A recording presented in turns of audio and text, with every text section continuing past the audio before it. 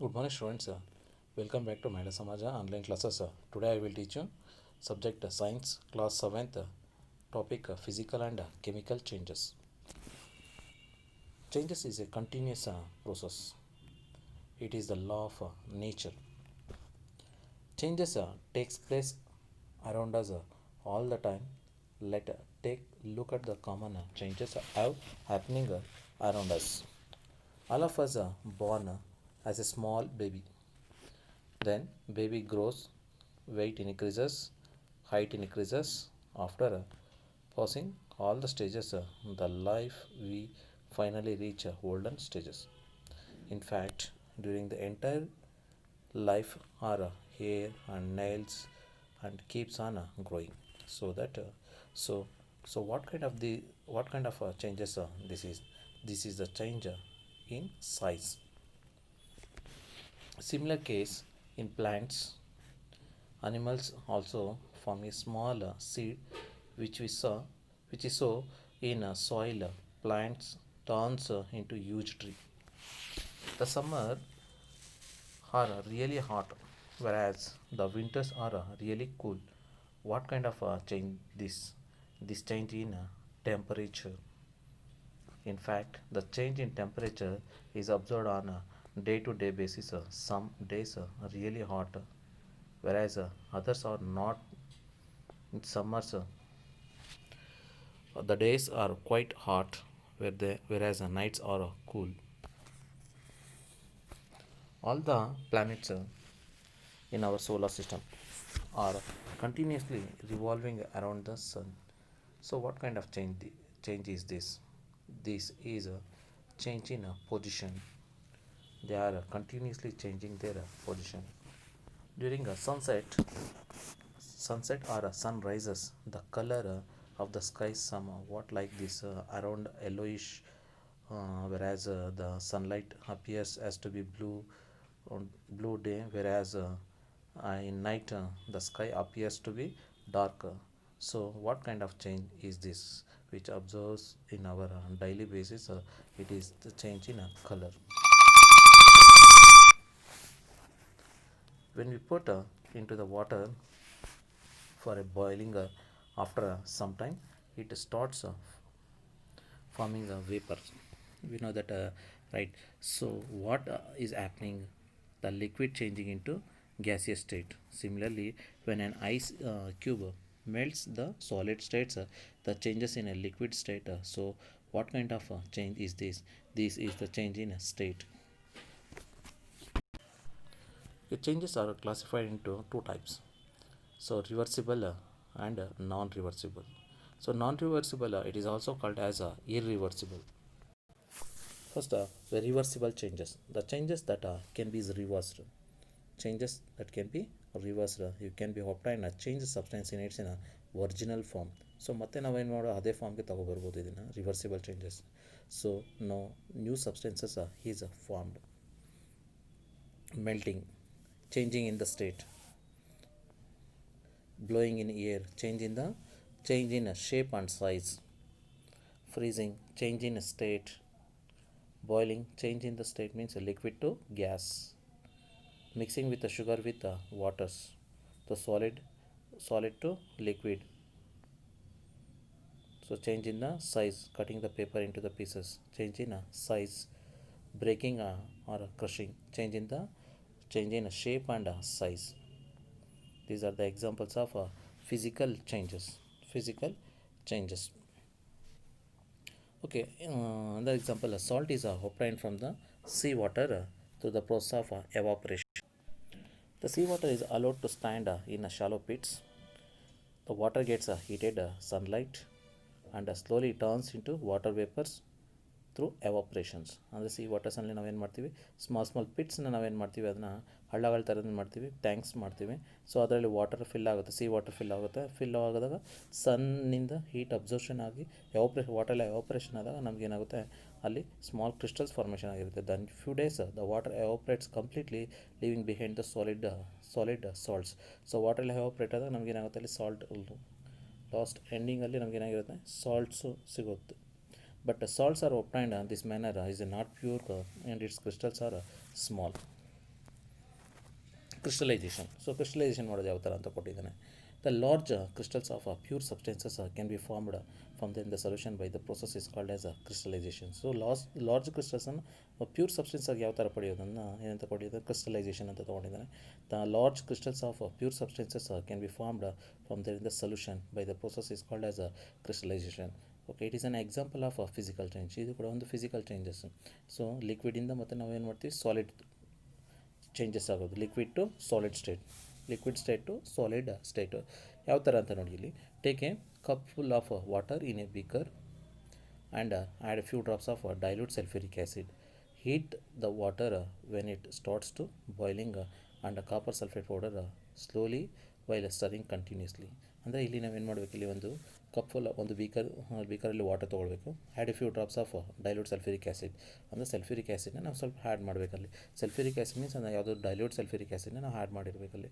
Diluted means so ವಾಟ್ರಲ್ಲಿ acids, sulphuric acid dissolve ಆಗಿರೋದನ್ನ diluted ಅಂತ ಕರಿತೀವಿ. So dilute sulphuric acid the heat the water when starts the boiling and copper sulphate powder slowly while stirring continuously. So ಅದು boiling ಆಗ್ತಾ ಇರೋ copper sulphates ಪೌಡರ್ನ ನಾವು add ಮಾಡಬೇಕು. ಸ್ಲೋಗಿ ಆ್ಯಡ್ ಮಾಡ್ತಾ ಸ್ಟರಿಂಗ್ ಮಾಡ್ತಿರ್ಬೇಕು, ಕಂಟಿನ್ಯೂಸ್ ಸ್ಟರ್ ಮಾಡ್ತಿರ್ಬೇಕು. Continue the adding the copper sulphate powder till no more powder can be dissolved.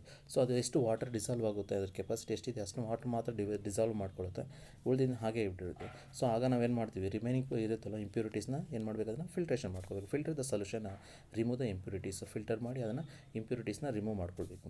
Hello it to cool. So do not disturb the solution when it is cooling. So ಅದನ್ನ cooling ಬಿಡಬೇಕಾಗೆ. So ಅದನ್ನು ಯಾವುದೇ ಥರ disturb ಮಾಡಬಾರ್ದು. ಹಾಗೆ ಏನಾಗುತ್ತೆ, cooling ಬಿಟ್ಟಾಗ ಅದೇನಾಗುತ್ತೆ, ಕ್ರಿಸ್ಟಲೈಸೇಷನ್ ಫಾರ್ಮ್ ಆಗುತ್ತೆ. ಆಫ್ಟರ್ ಸಮ್ ಟೈಮ್, ಸ್ವಲ್ಪ ಹೊತ್ತು ಆದಮೇಲೆ ನೀವು ನೋಡಿ, after some time you will observe the large crystals of copper sulphate at the bottom of the beakers. ಸ್ವಲ್ಪ ಹೊತ್ತು ಆದಮೇಲೆ ನೀವು ನೋಡಿ, ಅದರಲ್ಲಿ large crystals of copper sulphate form ಆಗಿರುತ್ತೆ. ಅದರಲ್ಲಿ ಕಾಪರ್ ಸಲ್ಫೇಟ್ ಕ್ರಿಸ್ಟಲ್ಸು ಅಂದರೆ ಸಾಲ್ಟ್ ಯಾವ ಥರ ಇದೆ ಆ ಥರ ಏನಾಗಿರುತ್ತೆ, ಫಾರ್ಮ್ ಆಗಿರುವಂಥದ್ದು ಇಲ್ಲಿ bottom of the beaker. Crystallisation is the process to obtain crystals from a solution. ನಾವು ಸೊಲ್ಯೂಷನಿಂದ ನಾವೇನು ಮಾಡಿದ್ವಿ, ಕ್ರಿಸ್ಟಲ್ ಅಂದರೆ ಲಿಕ್ವಿಡ್ ಸ್ಟೇಟಿಂದ ಸಾಲಿಡ್ ಸ್ಟೇಟಿಗೆ ಕನ್ವರ್ಟ್ ಆಯಿತು. It is a technique use to the purification of substances. ಇದು ಕಾಪರ್ ಸಲ್ಫೇಟ್ ಸೊಲ್ಯೂಷನ್. ಇಲ್ಲಿ ಕಾಪರ್ ಸಲ್ಫೇಟ್ ಕ್ರಿಸ್ಟಲ್ಸ್ ಫಾರ್ಮೇಷನ್ ಆಗಿರುವಂಥದ್ದು. So physical changes. What is physical changes? The physical changes is the physical properties. The properties such as shape, size, color and state of a substances are called as physical properties. A change which we substances undergoes the change in its the physical properties is called as a physical changes. A physical change is generally is reversible. ಸೊ ಇದು physical changes ಯಾವುದಿದಾಗುತ್ತೋ ಅದೆಲ್ಲ ಏನಾದರೂ reversible ಅಂತ ತೊಗೊಳ್ತೀವಿ. ಮತ್ತು ನಾವೇನಾಗುತ್ತೆ, ಈಗ ಸಾಲಿಡ್ ಸ್ಟೇಟಿಂದ ಲಿಕ್ವಿಡ್ ಸ್ಟೇಟ್ಗೆ example copper sulphate solution, crystals form ಆಗಿದ್ದು ಸಾಲಿಡ್ ಸ್ಟೇಟಲ್ಲಿತ್ತು. ಸಾಲಿಡ್ನ ಏನು ಮಾಡಿದ್ವಿ, ಮತ್ತೆ ಒಂದು ಲಿಕ್ವಿಡ್ ಸ್ಟೇಟಿಗೆ ತೊಗೊಬರ್ಬೋದು. ಸೊ ಅದು ವಾಟರಲ್ಲಿ ಡಿಸಾಲ್ವ್ ಆಯಿತು ಅಂದರೆ ಲಿಕ್ವಿಡ್ ಸ್ಟೇಟಿಗೆ ಬರುತ್ತೆ. A physical change is generally is reversible. In such changes, no new substances form. ಇದರಲ್ಲಿ ಯಾವುದಾದ್ರು ನ್ಯೂ ಸಬ್ಸ್ಟೆನ್ಸ್ ಫಾರ್ಮೇಷನ್ ಆಗೋದಿಲ್ಲ physical ಚೇಂಜಸ್ಸಲ್ಲಿ. Okay, chemical changes. What is chemical changes? The change which we are quite familiar with the rusting of the iron. If you leave the piece of iron piece and open for some time, it acquires a film of a brownish substances. This substance is called as a rust and the process is called as a rusting ಅಂತ ಕರಿತೀವಿ ನಾವು. ಇದನ್ನು chemical reaction ಅಂತ, chemical changes ಅಂತ ತಗೊಳ್ತೀವಿ. The change in the chemical property involves the chemical reactions. But in chemical reactions ಆಗುತ್ತೆ ಮತ್ತೆ new substance of formation ಆಗಿದೆ, ಮತ್ತೆ ಒರಿಜಿನಲ್ ಸಬ್ಸ್ಟೆನ್ಸ್ ಆಗಿ ಫಾರ್ಮ್ ಆಗೋದಿಲ್ಲ. ಬಟ್ ಇಲ್ಲಿ ಒಂದು ನ್ಯೂ ಸಬ್ಸ್ಟೆನ್ಸ್ ಫಾರ್ಮೇಷನ್ ಆಯಿತು ಅಂದರೆ ಮತ್ತೆ ಏನಾಗೋದಿಲ್ಲ, ಒರಿಜಿನಲ್ ಸಬ್ಸ್ಟೆನ್ಸಸ್ ಫಾರ್ಮೇಷನ್ ಆಗೋದಿಲ್ಲ. After this changes are irreversible. So ಇದನ್ನು ಏನಾದರೂ ಇದನ್ನು ಇರಿವರ್ಸಿಬಲ್ ಚೇಂಜಸ್ ಅಂತ ತಗೊಳ್ತೀವಿ ಇದನ್ನು. Example, photosynthesis. Plants prepare their own food by using carbon dioxide, water and sunlight to form carbohydrates and oxygen. This is the chemical changes. So carbon ಮತ್ತು ವಾಟರ್ನ ಸನ್ಲೈಟ್ನ observe ಮಾಡ್ಕೊಂಡು ಏನಾಗುತ್ತೆ, carbohydrates form ಆಗಿರುತ್ತೆ. Carbohydrates ಮತ್ತು carbon dioxide ಆಗಿ ಮತ್ತೆ release ಆಗೋದಿಲ್ಲ ಇಲ್ಲಿ. So ಇದು ಕೆಮಿಕಲ್ ಚೇಂಜಸ್. ಇದು ಒಂದು ನ್ಯೂ ಸಬ್ಸ್ಟೆನ್ಸ್ ಫಾರ್ಮೇಷನ್ ಆಗಿದೆ. ಇಲ್ಲಿ ನ್ಯೂ ಸಬ್ಸ್ಟೆನ್ಸ್ ಯಾವುದಿರಲಿ, carbohydrates is the new substances. So new substance formation ಆಗಿದಾಗ ಮತ್ತೆ ಒರಿಜಿನಲ್ ಸಬ್ಸ್ಟೆನ್ಸ್ ತೊಗೊಳೋದಕ್ಕಾಗಲ್ಲ. ಸೊ ಇದನ್ನು ಕೆಮಿಕಲ್ ಚೇಂಜಸ್ ಅಂತ ತೊಗೊಳ್ತೀವಿ ನಾವು. So digestion, the complex food substances into simplest substances. ಅಂದರೆ ನಾವು ಫುಡ್ನ ತಿಂದಾಗ ಅದು ಕಾಂಪ್ಲೆಕ್ಸ್ ಸಬ್ಸ್ಟೆನ್ಸಸ್ಸು. ಸೊ ನಾವು ಬಾಡಿ ಒಳಗೆ ಹೋದ್ಮೇಲೆ ಅದನ್ನ ಸಿಂಪ್ಲೆಸ್ ಸಬ್ಸ್ಟೆನ್ಸಾಗಿ ಕನ್ವರ್ಟ್ ಮಾಡುತ್ತೆ. ಎಕ್ಸಾಂಪಲ್, ಈಗ ಕಾರ್ಬೋಹೈಡ್ರೇಟ್ಸ್ ತೊಗೊಂಡಿದ್ವಿ, carbohydrates convert into simple sugars. The proteins are convert into amino acids and fats are convert into fatty acids and glycerol. ಇದು ಒಂದು ಕೆಮಿಕಲ್ ಪ್ರಾಪರ್ಟೀಸ್ಗೆ. So making of curd, so ಮಿಲ್ಕಿಂದ curd convert ಮಾಡುವಂಥದ್ದು, ಮತ್ತು ಕರ್ಡಿಂದ milk ಆಗೋದಿಲ್ಲ. So this is also chemical property. Milk, in milk the bacteria is lactobacillus breaks down into lactose into milk of lactic acid. So curd ಆದಮೇಲೆ ನಮಗೆ ಏನಾಗುತ್ತೆ, lactic acid ಆಗಿ formation ಆಗಿರುತ್ತೆ. So break down of the ozone molecules. Ozone layer ನಿಮ್ಗೆ ಗೊತ್ತಿದೆ. So ozone layer is our atmosphere protect us from the harmful ultraviolet radiation from the sun. ನಿಮ್ಗೆ ಗೊತ್ತಿದೆ ultraviolet radiations ನಾವು ಏನು ಮಾಡುತ್ತೆ, ಓಝೋನ್ ಲೇಯರ್, ನಮ್ಮ ಅಟ್ಮಾಸ್ಫಿಯರ್ ಓಝೋನ್ ಲೇಯರ್ ಇರೋದ್ರಿಂದ, so ultraviolet ರೇಸ್ನ ಏನು ಮಾಡಿದೆ, ಅದು ಫಿಲ್ಟ್ರೇಷನ್ ಮಾಡಿ ನಮಗೇನಾಗುತ್ತೆ ಹರ್ತಿಗೆ ಕಳಿಸುವಂಥದ್ದು. Ozone absorbs the ultraviolet radiation and breaks down the oxygen molecules. ನಿಮ್ಗೆ ಗೊತ್ತಿದೆ ಓಝೋನ್ ಮಾಲಿಕ್ಯುಲರ್ ಫಾರ್ಮುಲಾ O3 ಅಂತ. ಸೊ ಅದನ್ನೇನು ಮಾಡುತ್ತೆ, ಬ್ರೇಕ್ಸ್ ಡೌನ್ ಮಾಡಿ ನಮಗೇನಾಗುತ್ತೆ, ನಮ್ಮ ಹರ್ತಿಗೆ ಯಾವ ರೇಸ್ ಬೇಕಾಗುತ್ತೋ ಆ ರೇಸ್ ಮಾತ್ರ ಏನಾಗುತ್ತೆ ರೀಚ್ ಆಗುವಂಥದ್ದು.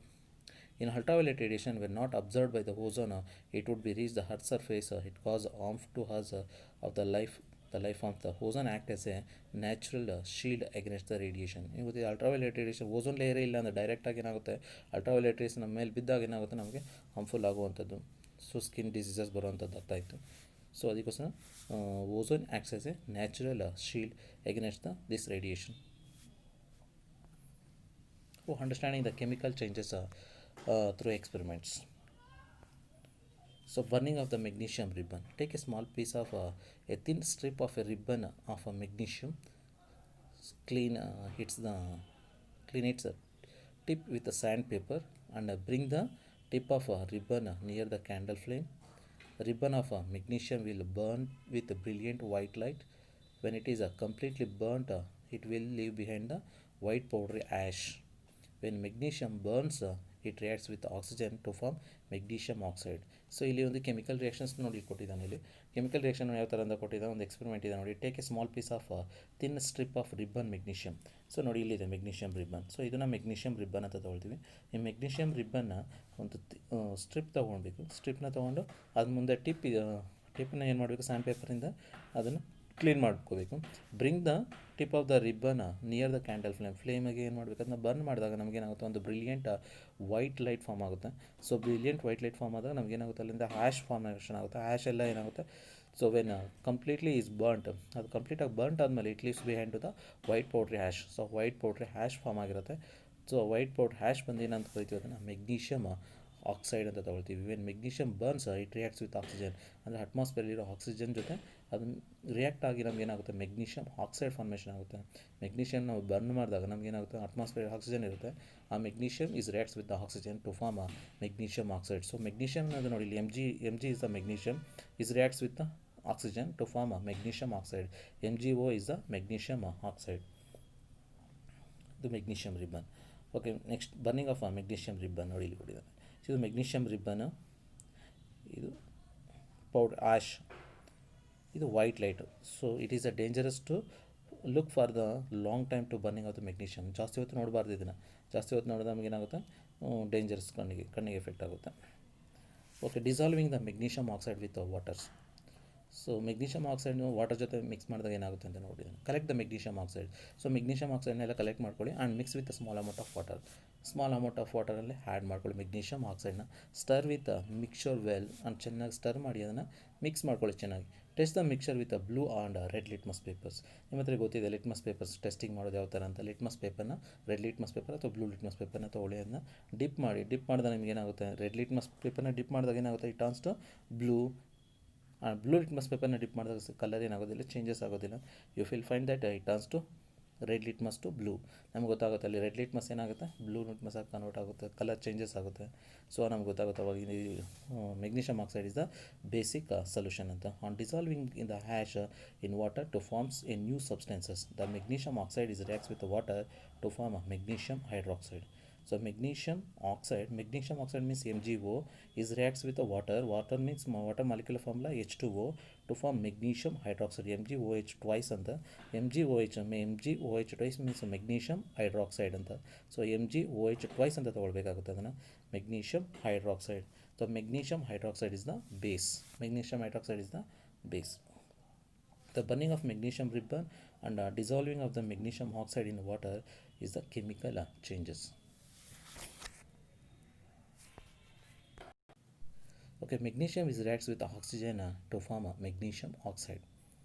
So magnesium is reacts with oxygen. So ನಾವು ಬರ್ನ್ ಮಾಡಿದ್ವಲ್ಲ ಮೆಗ್ನೀಷಿಯಮ್ ರಿಬ್ಬನ್ನ ಬರ್ನ್ ಮಾಡಿದಾಗ ಅಟ್ಮಾಸ್ಫಿಯರಲ್ಲಿ ಆಕ್ಸಿಜನ್ ಜೊತೆ ರಿಯಾಕ್ಟ್ ಆಗಿ ನಮ್ಗೆ ಏನಾಗುತ್ತೆ ಮೆಗ್ನೀಷಿಯಮ್ ಆಕ್ಸೈಡ್ ಬಂದಿದೆ. So magnesium oxide is reacts with water to form magnesium hydroxide. ಅಂದರೆ ಮೆಗ್ನೀಷಿಯಮ್ ಆಕ್ಸೈಡ್ ಜೊತೆ ವಾಟರ್ ರಿಯಾಕ್ಟ್ ಆದಾಗ ನಮ್ಗೆ ಏನಾಗುತ್ತೆ magnesium hydroxide. So magnesium ash ಬಂದಿದೆ ನಮಗೆ. ಆ್ಯಶ್ನ ವಾಟರ್ ಜೊತೆ ಮಿಕ್ಸ್ ಮಾಡಿದಾಗ ನಮ್ಗೆ ಏನಾಗುತ್ತೆ ಮೆಗ್ನೀಷಿಯಮ್ ಹೈಡ್ರಾಕ್ಸೈಡ್ ಬರುವಂಥದ್ದು. Burning of magnesium is the magnesium oxides. So burning of magnesium is called as a magnesium oxide ಅಂತ ತೊಗೊಳ್ತೀವಿ. Mixing with the magnesium oxide with water to form magnesium hydroxide.